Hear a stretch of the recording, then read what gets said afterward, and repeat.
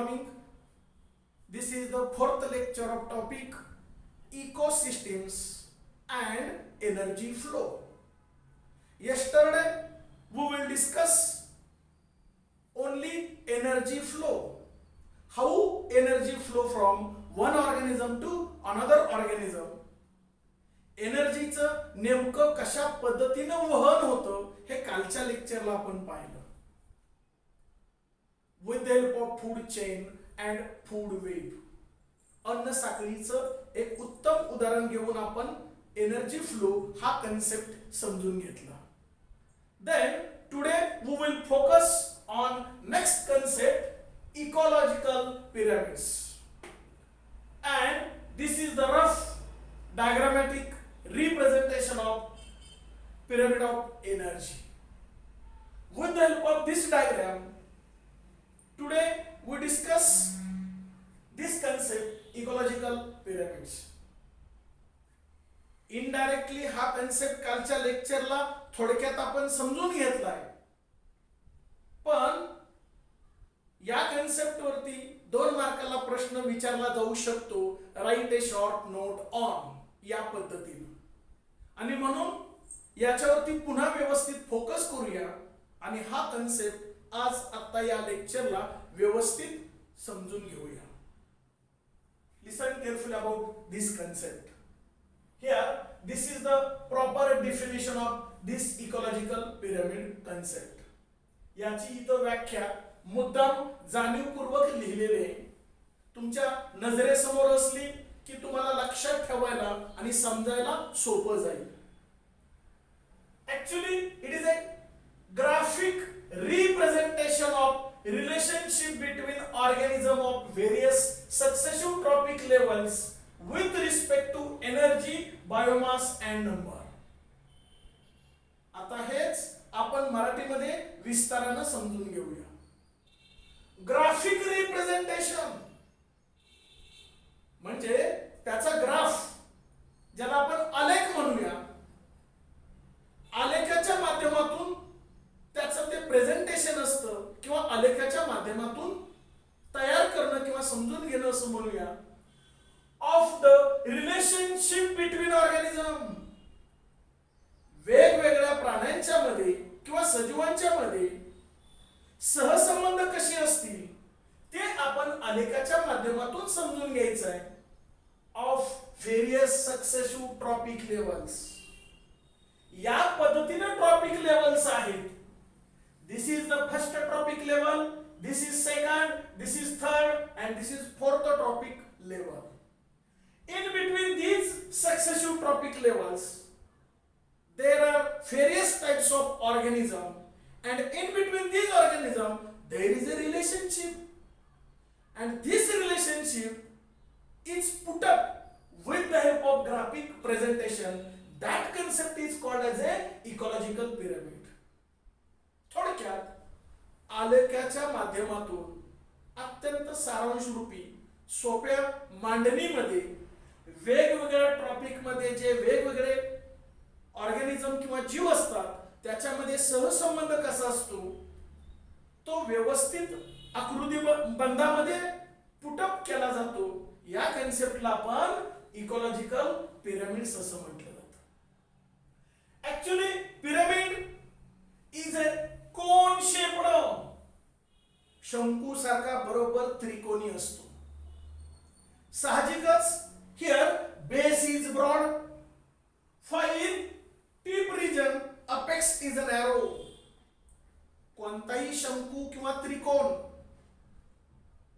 हा नेहमी त्याचा बेस कसा असेल, ब्रॉड, आणि अपेक्स कसा असेल, टोकदार असेल, निमुळत असेल म्हणजे नॅरो असेल.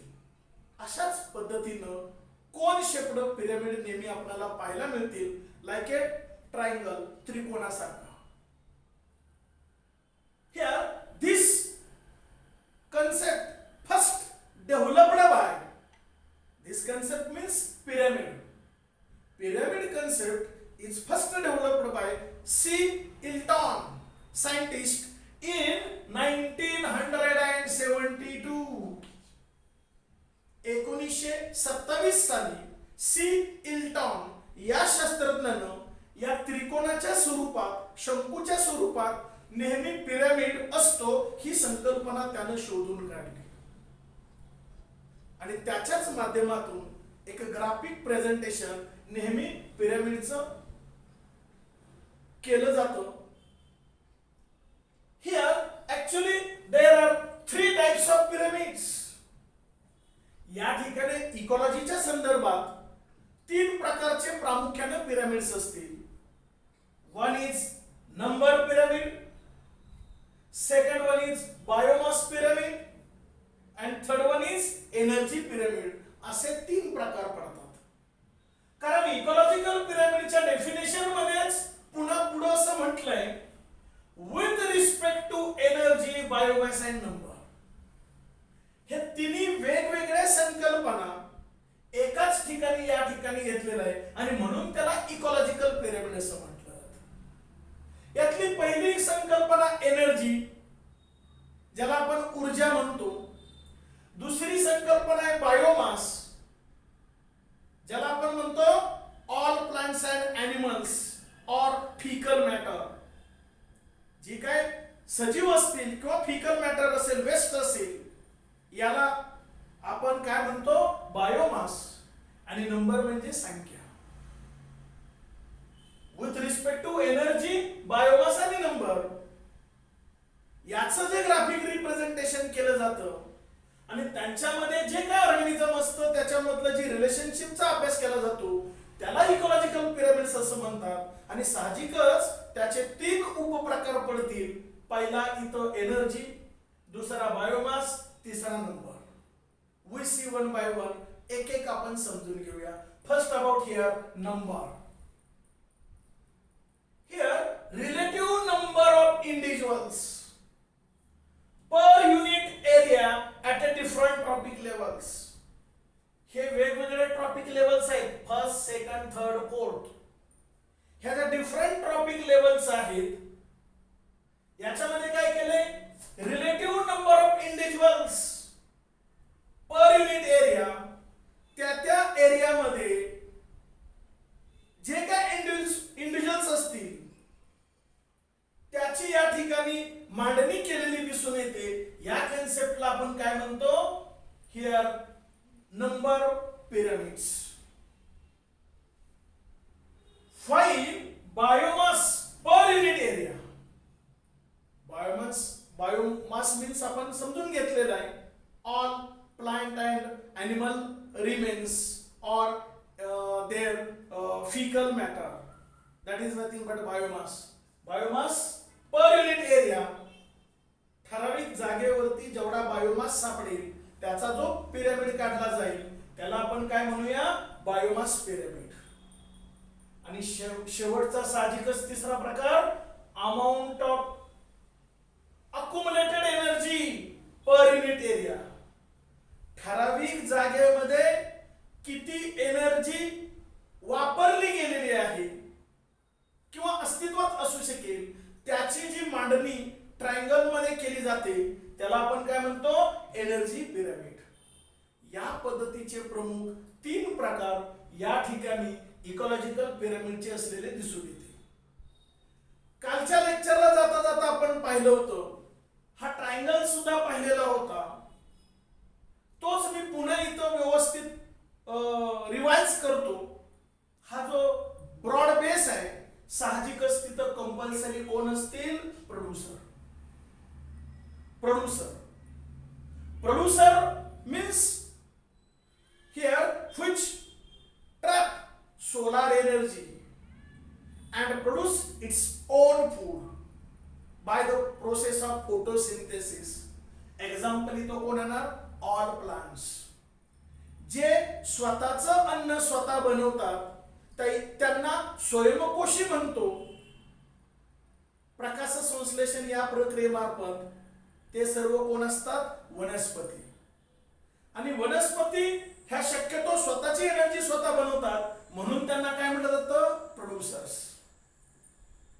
आणि त्यांच्यामध्ये जर 100% एनर्जी असेल तर पुढे एनर्जी फ्लो इन युनिडायरेक्शन, एनर्जीचा प्रवाह एकाच दिशेने नेहमी होत मग ही एनर्जीचा फ्लो होत असताना फक्त only 10% energy transfer to the next trophic level. आता सेकंड ट्रॉपिक लेवल्स मध्ये किती टक्के एनर्जी आलेले?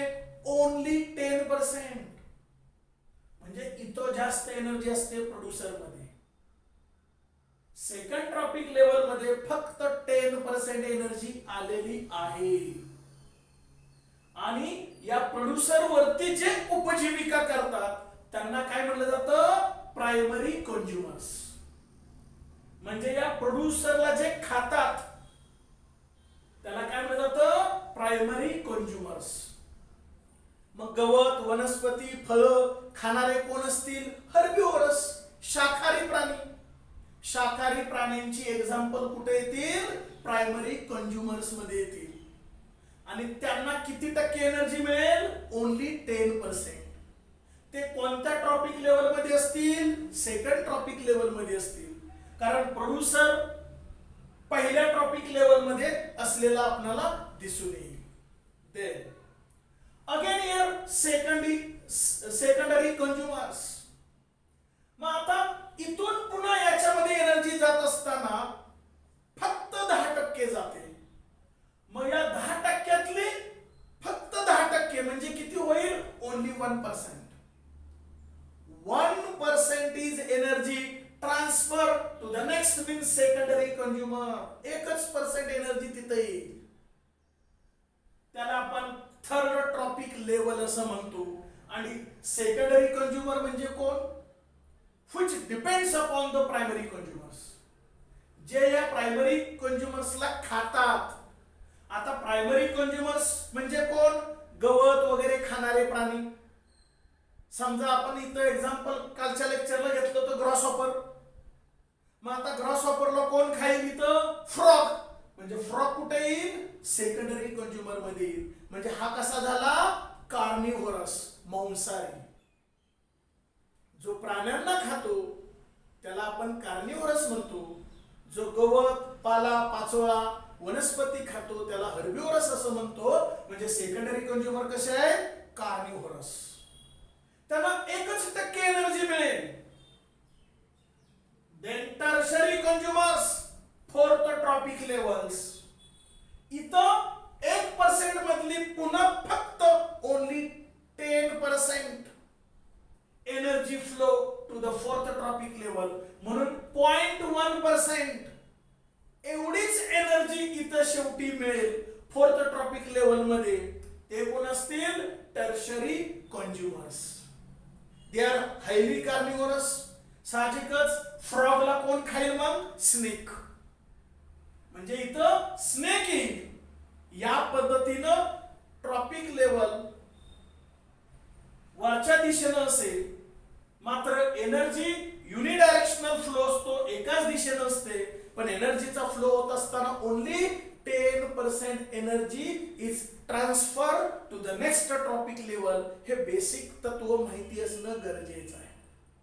आणि नेहमी पहिल्या ट्रॉपिक लेवल मध्ये कोण असतं? प्रोड्युसर. प्रोड्युसरचं एक्झाम्पल कोण येणार? All plants. आणि प्लांट्स वरती उपजीविका करणारे कोण येतात? Primary consumers. जे हर्बिव्होरस असतात, शाकाहारी असतात, त्याच्यावरती उपजीविका करणारे सेकंडरी कंझ्युमर्स. ते मात्र मांसाहारी असतात, कार्निव्होरस. आणि त्याच्यावरती उपजीविका करणारे टर्शरी कंझ्युमर्स साहजिकच ते सुद्धा मांसाहारी म्हणजे कार्निव्होरस असतील. अशा पद्धतीनं हा इथं ट्रायंगल असेल किंवा कोन असेल, that concept is called as a pyramid of energy. अशा पद्धतीनं एनर्जीचं वहन होत असतं ओनली 10%. हा एनर्जीचा तो पिरामिड आहे.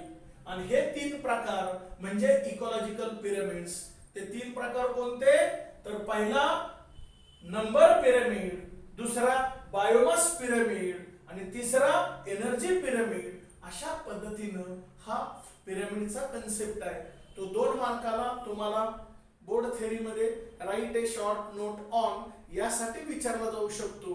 आणि म्हणून हे स्वतंत्रपणे आपण या लेक्चरला अभ्यासलेलं आहे. I hope you understand about this concept, ecological pyramids. Is it clear? Okay, thank you.